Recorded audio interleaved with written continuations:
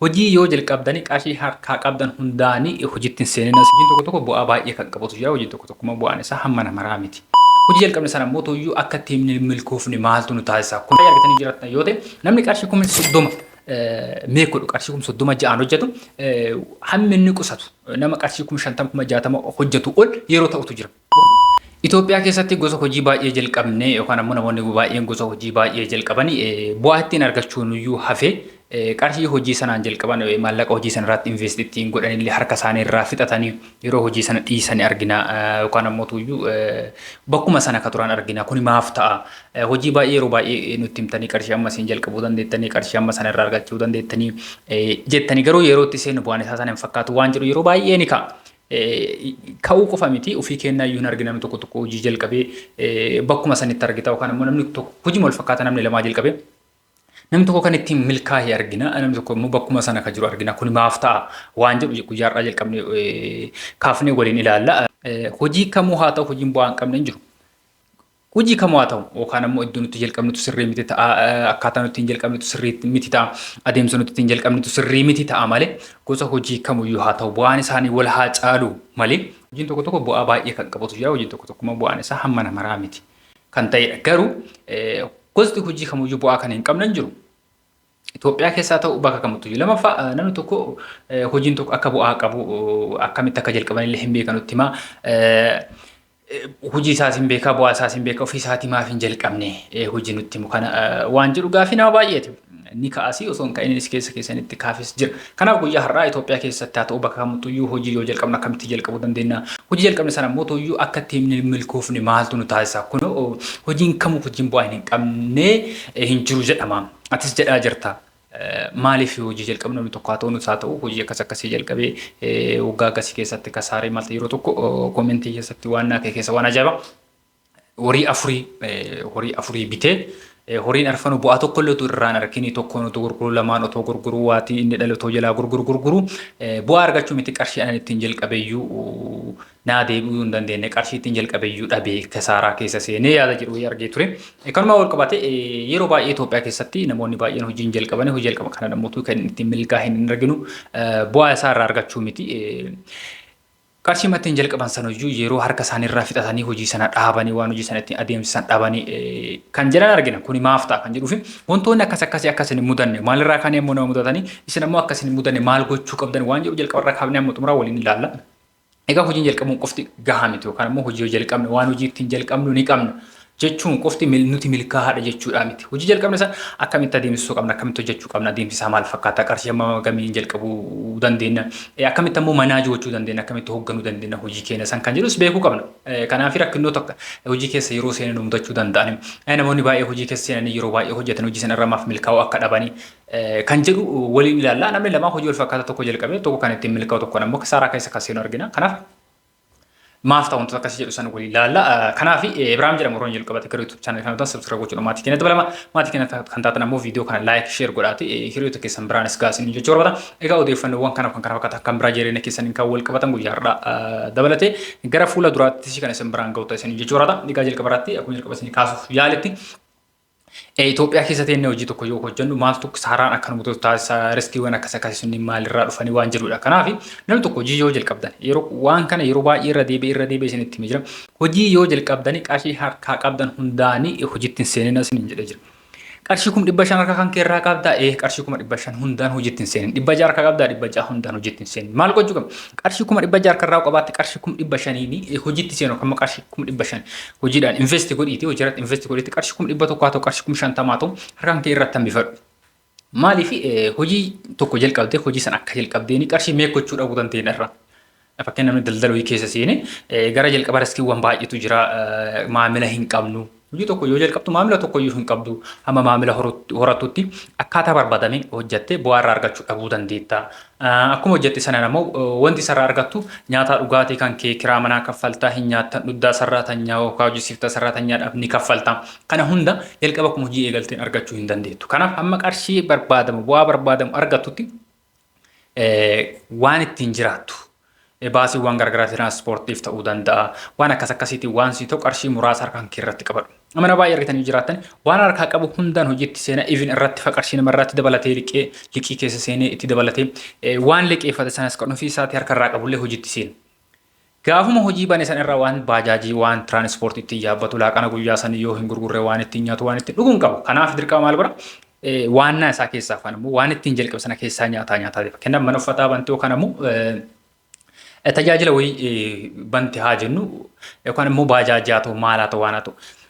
Jalqaba irratti wanti achirraa argatu sun kiraa manaa sii kaffalu kaardii tiraanispoortii nyaata dhugaatii kan keessii ga'uu dhabuu danda'a waan ta'eef qarshima hojii ittiin jalqabde sana keessaa gurgurtee itti fayyadamuu dandeetta. Akkas oduu jettu bu'aa argattu otoo hin taane waanuma ittiin jalqabde keessaa fayyadama yoo dhuftu keessaa gad bu'aa si jalaa deemu jechuudha. Kanaaf waa meeshaa bittaa gurgurtaa keessatti hojiiwwan piroodaaktii irratti namoonni hirmaatan. Fakkeenyaaf meeshaa tokko gurgurtu wanti meeshaan gatiin meeshaan sun itti gurgurtu hundi bu'aa kan keetii miti. Tokko waannaan ittiin bitte wanti ittiin bitte jira. Wanta 5,000 bittee fakkeenyaaf 6,000 gurgurtu yoo ta'e bu'aan achirraa argatte 1,000 qofa. 1,000 san qofa fayyadamuu kan dandeettu. Qarshiin kun 5 achirra jiru waan meeshaa sana ittiin bitame jechuudha. Kanaaf 5,000 san hunda fuutee itti fayyadamuu kan kee waan hin oolle maaliif qarshii biraa kiisii kan kee akkaawuntii kan kee irraa hin qabdu yoo ta'e. Lammaffaa immoo dhimmoonni garaagaraa fakkeenyaaf heeyyama daldalaa baasiin jechuuf namni tokko hojii utuu hin jalqabin waajjira heeyyama daldalaan baasu hojii erga ni jalqabee booda warroonni heeyyama nama gaafatan dhufanii suuqii isaa yookaan immoo bakka hojii isaa irratti cufanii erga jedhanii booda deemee baafata. Even qarshiiwwan akkasanii ittiin baafatus qabaachuu qabda. Inshuraansii baafadhu siin jechuuf danda'ani. Qarshii akkasanii waan sii ta'u baasiiwwan dabalataa kan sitti dhufaniif waan sii ta'u lafa qabaachuu qabda. Yoo kana hin taane immoo hojii kan keessan waan hojii ittiin jalqabde sana keessaa baasaa deemta waan ta'eef gara gadii sarkaa deemaa dhufa siin jechuu barbaada. Kana lammaffaa immoo akkuma qarshii hojii jalqabneeni qusachuu jalqabuu hin qabnu. Qusachuun gaariidha. Waa qusachuun bareeda. Kanaaf qusannaawwan akka uqubii fakkeenyaa yoo fudhattani erga seentii booda kaffaluun kan kee dirqama waan ta'eef bu'aan kan kee maal fakkaataa utuu isaa addan baasiin guyyaatti hagam argataa hartaa torbeetti hagam argataa ta'a ji'aatti hagam argataa hartaa kan kee shallagde osoo adda hin baafatin qusannaawwan akkasii keessa yoo seente booda waan ittiin jalqabde qarshii hojii ittiin jalqabde sana keessaa baasaa kaffalaa deemta waan ta'eef kaffaluun jalqaba. Kenna torbii kana ati 5,000 qubii kaffaltu yoo ta'e torbee kana keessa 5,000 hojjettu yoo ta'e qarshii keessi hojii sana ittiin investi goote sana baaftee kaffalta bakki wayii banaataa jechaan hir'ata bakka waan bakka sana guutuu hin qabdu maaliif qaraayyuu waan qabdu hundayyuu zeeroo gootee juttiin seenteerta waan ta'eef waan bakka sana hin cuftu hin qabdu bu'aa achirraa argattu ammoo akka ati yaadde fasiin taanefata. Kanaaf qusannaawwan akkasii san keessa seenuu hin qabdan yoom jalqaba irratti seenuu hin qabdan hamma qarshii meequdha qarshii hagam arga hojjetaa jira bu'aan kiyya immoo achi keessaa maal fakkaata hojjetaa kaffalee yookaan kiraa manaa kaffalee maalii kaffalee nyaata dhugaatii kiyya danda'e hamman qusachuu danda'a torbee ji'a taatu hamman qusachuu danda'a kan jedhu erga adda baaftee booda qusannaawwan yookaan immoo huqubii akkasii sana keessa seenuu qabda malee har'uma hojii jalqabdee torbee kana keessa hojii jalqabdee torbee kana keessa huqubii kaffaluu qusannaawwan kan biraa keessa seenuu waan akkasii yoo goote biizinasii kan kee akkan socho'in akka oliin guddan wantoota godhan keessaa tokko.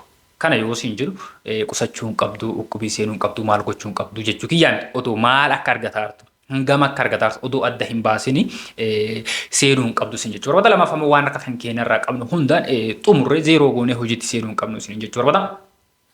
Lammaffaa immoo waan achirraa hafe kun adeemsa hojiitti hojii keenya manaaj gochuu meeshaa yoom akka nuuf maamilli maal barbaada fakkeenyaaf qarshii lafaan bifannee hin qabne yoo ta'e meeshaa tokko gurgurree meeshaa sana deebifnee fiduu hin taane maamilli maal barbaada meeshaa akkamitti gabaa qaba yeroo kana biraandii akkamitti faayidaa qaba yeroo kana naannoo kanatti uffata akkamitti uffatamaa jira fakkeenyaaf amantaa irratti hundaa'e naannoowwan uffanni warroonni amantaa musliimaa uffatanitti surree maal kana fiddee gurgurtu gatii siin qabu kanaaf maamilli maal barbaada.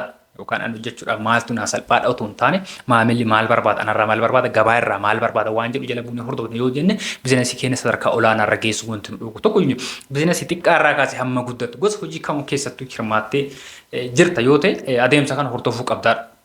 Kanaaf adeemsa kana hojii keessoo seen waan rakkoon mudatu wanta yookaan rakkoo ta'u tokko iyyuu hin jiru sin jechuudha.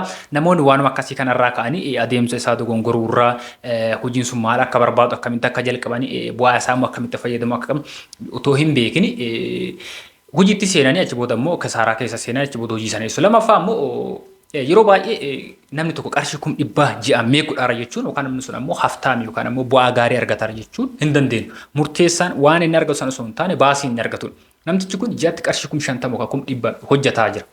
yoo ta'e baasiin isaa immoo ji'a kan ji'a maal fakkaata qarshii 50,000 ji'atti argata yoo ta'e baasiin isaa qarshii 30,000 qarshii 40 even qarshii 50,000 yookaan achi ol ta'uu danda'a.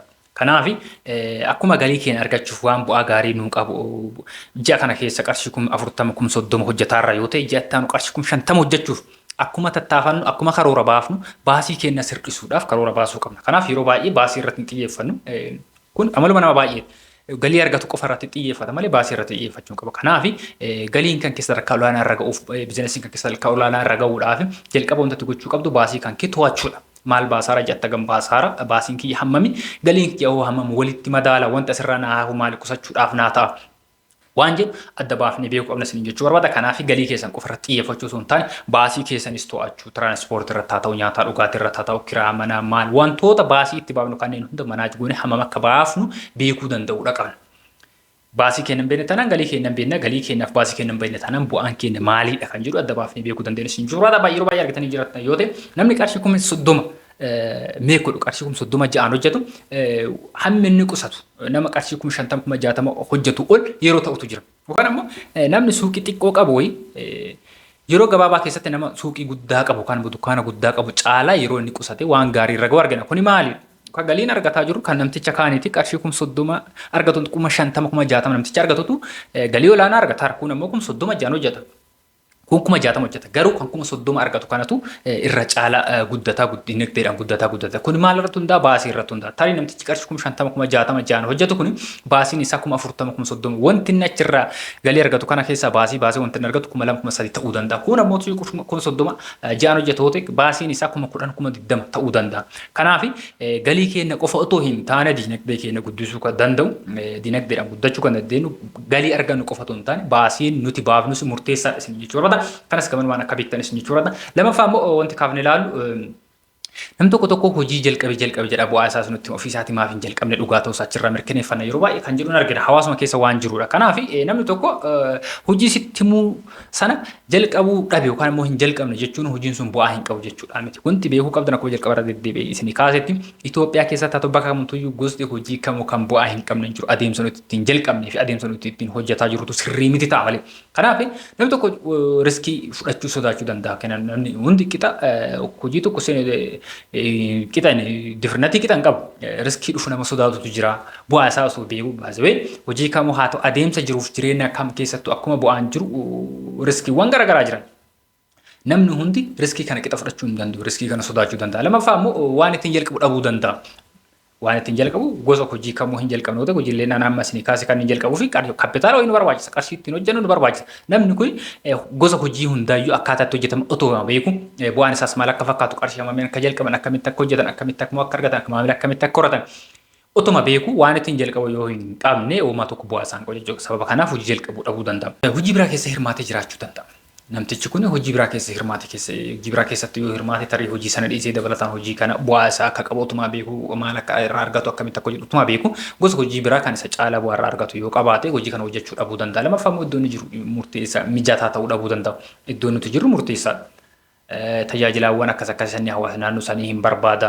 Inni ammoo hojii naannoo sanitti hojjechuu danda'a. Yookaan biyya keessa hin jiru ta'a. Biyya keessattuu jiru karoora biyyaa deemuu danda'u. Barnoota irra jiraachuu danda'a. Hojii mootummaa keessa jiraachuu danda'a. Hojii akkasii kana hojjechuuf ammoo haalli isaa mijaa'uu dhabuu danda'a malee hojiin suni namtichi waan hin jalqabne namtichi nutti himu sun waan hin jalqabneef hojiin sun bu'aa hin qabu jechuudha miti. Kanaaf hojii tokko yoo jalqabnu gara biyya yoo dhufnu kan keessattuu ijoolleen biyya keessa hin jirre hojii nuti jalqabuu barbaannu sani namni hojii sana jalqabe akkamitti hojjetaa jira, maamila isaa akkamitti torataa jira, maamila akkamitti keessummeessaa jira, akkamitti tajaajilaa jira kan jedhus jala buunee hordofuudha. Lammaffaa immoo nama hojii sana irratti hirmaatee jiru gaafachuu. Yeroo baay'ee biyya keenya keessatti wanta akkasii baratamaa miti namni hojii jalqabee jiru yookaan mana nyaataa qabu mana nyaataa banuu barbaada akkamitti hojjetama jettee yoo gaafate sirrii sitti himuu dhabuu danda'a, even sitti himuu dhabuu danda'a. Kanaaf ogeessota namoota hubannoo hojiiwwan akkasii isaan irratti qaban miidiyaa irra yeroo kana baay'inaan jiranii hordoftee jala buutee hordoftee erga muuxannoo fudhattee booda erga akkamitti akka hojjetamu adda baaftee booda hojii sanatti seenuudha qabda malee akkasuma lafaa kaatee hojjetti seenuu hin qabdu. Isin jechuu barbaada odeeffannoon guyyaa har'aa isin biraan ga'uudhaaf yaade